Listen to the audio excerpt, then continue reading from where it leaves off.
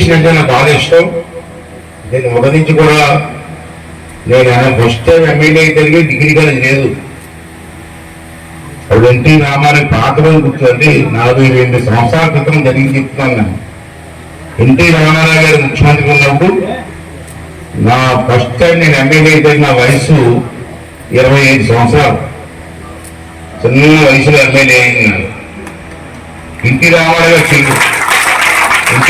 గారు రామారావు చూసారా మీకు తెలియదేమో, సినిమా చూస్తుంటే మహానటుడు. అతను ముఖ్యమంత్రి, నేను ఎమ్మెల్యే. ఒకరోజు పిలిపించాను నన్ను, చెప్పాలి పాత రోజు మీ అందరికి ఇచ్చేయాల 2 నిమిషాలు. దాన్ని పిలిపించి ఎవడో కుర్రోడు ఎమ్మెల్యే అయ్యారట, 25 సంవత్సరాలు చిన్న వయసులో ఎమ్మెల్యే అయ్యారట, ఆ కుర్రోని తీసామన్నారు. ఆఫీసుకి వచ్చినారికి సార్ మిమ్మల్ని రమ్మన్నారు సార్ ముఖ్యమంత్రి గారు. నాతో ముఖ్యమంత్రి పని ఏమంటే ఏం సార్ మిమ్మల్ని రమ్మన్నారు. తీసుకెళ్ళారు ఇంటికి. రామారావు గారి దగ్గరికి వెళ్ళి చూడటం అదే ఫస్ట్ టైం. నేను సినిమాలు చూసేవాడిని అదే వేరు, దగ్గరగా ఎదురెదురుగా కూర్చొని మాట్లాడి ఫస్ట్ టైం. నేను ఇలా భజన చేసి బాబు వయసు ఎంత అన్నాడు. నాకు ఇప్పుడు 25 సంవత్సరాలు పూర్తి చేశారన్నాను. అప్పుడు 25 సంవత్సరాలు నేను పూర్తి చేశానంటే ఇలా కౌగులించుకున్నాను. అతను సినిమాలో కృష్ణుడు రాముడు వేషాలు వేసాడు, ఎక్కువ దేవుడు వేషాలు. ఆ డైలాగ్ ఏంటంటే ఏం కావాలో కోరుకోవాలన్నాను. సినిమాలో డైలాగ్ దేవుడు చెప్పే ఇక ఏం కావాలో కోరుకోవాలో అన్నట్టు, ఇక ఏం కావాలో కోరుకోవన్నాడు. నేను పెద్ద అయితే అతనితో మాట్లాడమే భయం పడుతున్నాను. పెద్ద పర్సనాలిటీ, అతను చూస్తేనే వెలుగులో ఉంది నాకు, దేవుడు నాకు. సార్ అది కాదు సార్ మనం చెప్పుకోవాలని చెప్పుకోవాలి. మా నర్సీపట్నంలో డిగ్రీ కాలేజీ లేదండి, డిగ్రీ కాలేజీ ఇవ్వన్నాను.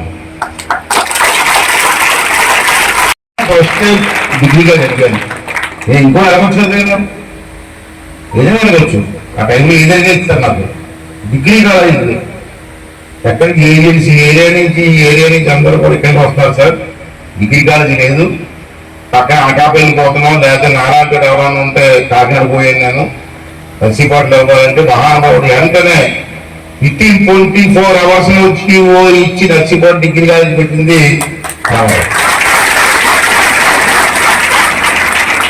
పక్కన డిగ్రీ కాలేజ్ అక్కడే ఉంది, అక్కడే కాదు. వెంటనే మళ్ళీ ఆ వెళ్ళిపోతే డిగ్రీ కాలేజ్ బిల్డింగ్ కావాలి అడిగాను. నేను బిల్డింగ్ అడిగట్టిందే రామారావు ఇచ్చింది. ఇప్పుడు నాకు డిగ్రీ కాలేజ్ అంటే ఎడ్యుకేషన్ ఇస్తాం, ఇంపార్టెంట్ ఇచ్చేవారు మా రోజుల్లో. ఈ రోజు కూడా ఇవ్వాలి, ఎడ్యుకేషన్ ఇంపార్టెంట్.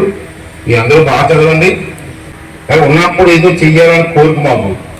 నేను నాకు ఒక్కడే సంతోషపడ్డాను. నేను పాలిటిక్ కాలేజ్ ఉందాం, అక్కడ పాలిటిక్ కాలేజ్ కూడా ఎన్టీ రామారావు ఇచ్చిందే. దాని కారణం ఏంటంటే టెక్నికల్ ఎడ్యుకేషన్ మినిస్టర్ 85లో నేను నన్ను మినిస్టర్ చేశారు రామారావు గారు. ఆ పోర్ట్ఫోలియో ఏంటంటే టెక్నికల్ ఎడ్యుకేషన్, ఇంజనీరింగ్ కాలేజీలు, పాలిటెక్ కాలేజీలు, ఐటీ కాలేజీలు అన్నీ నా చేతిలో ఉంది. మన రోజు రామారావు గారి దగ్గరికి వెళ్ళి సార్ టెక్నికల్ ఎడ్యుకేషన్ ఇంప్రూవ్ చేద్దాం సార్ అంటే ఎన్ని కాలేజీలు పెడదాం అన్నాడు. 36 కాలేజీలు పెడదాం సార్ అన్నాం. 36 కాలేజీలు ఒకేసారి పెట్టుకోవాలన్నాం. పెడతాం సార్ అన్నాం. ఓకే అన్నాడు. లిస్ట్ తయారు చేయమన్నాడు. లిస్ట్ తయారు చేస్తే నర్సీపట్నం ఆ లిస్టులో నర్సీపట్నం కాలేజీ రాశాను. ఏం లిస్టు నేను ఇవ్వచ్చు, కానీ చదువు ఇంట్లో డబ్బులు కాదు కదా కాలేజీకి. బెంగిలిపట్నంలో మహిళా పాలిటెక్ కాలేజ్, ఆడవాళ్ళ కోసం ప్రత్యేకంగా పాలిటెక్ కాలేజీ పెట్టింది నందమూరి తారక రామారావు. ఆడవాళ్ళ పాలిటెక్ కాలేజీ ఉంది నేను అప్పటివరకు. మగవాళ్ళు ఆడవాళ్ళు ఖర్చు చదివారు, ఆడవాళ్ళు ప్రత్యేక కాలేజీ పెట్టుకున్నాడు. పెట్టాం పాడేరు ఏజెన్సీలో పెట్టాం. అలా 36 కాలేజీలు ఇచ్చాం. ఎందుకు కాదు మీరు పెళ్లికి కూర్చోస్తుంటే నేను 5 సంవత్సరాల క్రితం సింగపూర్ వెళ్ళాను తెలుగు మహాసభలకి. నేను తిరిగి వచ్చేస్తున్నాను. ఫ్లైట్ సింగపూర్ ఫ్లైట్ లేట్ అయింది అరగంట. అక్కడ కూర్చున్నాను. అరగంట కూర్చోనే కూర్చుంటే ఒక 4-5 కుర్రోళ్ళు నా దగ్గర వచ్చారు సింగపూర్లో. సార్ నమస్కారం సార్ అన్నారు. సింగపూర్ నమస్కారం పెడతాను చూసాను. అక్కడ పోతాను నాకు అవకాశం కొంచెం నమస్కారం పెట్టారు. ఏం రోజు కావాలంటే మేము మీకు తెలిస్తే మాట్లాడినారు.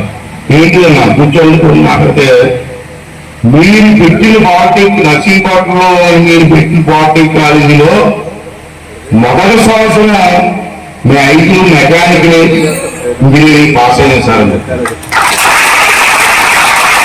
నర్సింగ్పట్నం బాగా చదువుతున్నారు అలా అది గుర్తు చేస్తారు. మీరు పెట్టిన కాలేజీలో మీ 5 చదువుకున్నామండి, మెకానికల్ ఇంజనీరింగ్ పాస్ అయ్యాం. మా 5 కూడా ఇండియన్ ఎయిర్లైన్స్ లో ఇంజనీరింగ్ జాబ్ వచ్చేది చెప్పినారు. ఎంత చదువుకుంటున్నారు?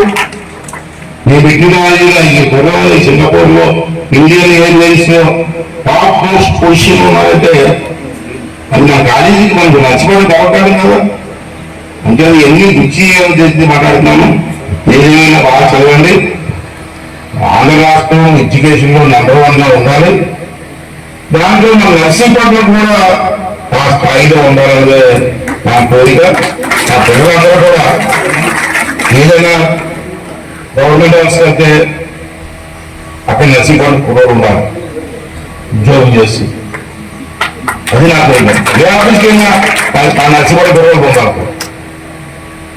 దానికి అవసరం చదువు, ఎడ్యుకేషన్ అవసరం. వితౌట్ ఎడ్యుకేషన్ ఎవరు వెళ్ళవు.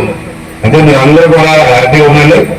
ఆడపడి కోరిక ఏంటంటే డిగ్రీ అయిన తర్వాత అంటే నేను కదా అన్ని దేశాలు తిరుగుతుంటాను. అప్పుడు దుబాయ్ కానీ ఇట్లాంటి దేశాలలో ఆడపిల్లలకి బ్రహ్మాండమైన ఉద్యోగాలు ఉన్నాయి. నర్సింగ్ ఉద్యోగం డిగ్రీ పాస్ అయిన తర్వాత నర్సింగ్ చేస్తే 1,50,000 నుండి 1,00,000 రూపాయలకి వచ్చి మీకు ఉద్యోగం వస్తున్నాయి.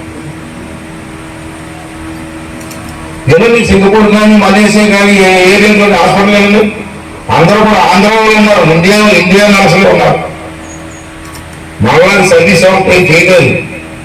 ఇండియా నర్సులు చేసిన సర్వీస్ ప్రపంచం చేయలేదు. అందుకే మనం ఇండియన్ నర్సులు కోరుకుంటారు. అంత డబ్బులు ఇస్తారు జీతం. దుబాయ్లో వెళ్తే ఎక్కడి నుంచో మనలో ఉంటారు నర్సులు. ఏ హాస్పిటల్కి వెళ్ళి నర్సులు మనలో ఉంటారు. అంటే మంచి అవకాశం ఉన్నా మీకు. మీరు మీ కుటుంబాన్ని పోషించుకోవచ్చు.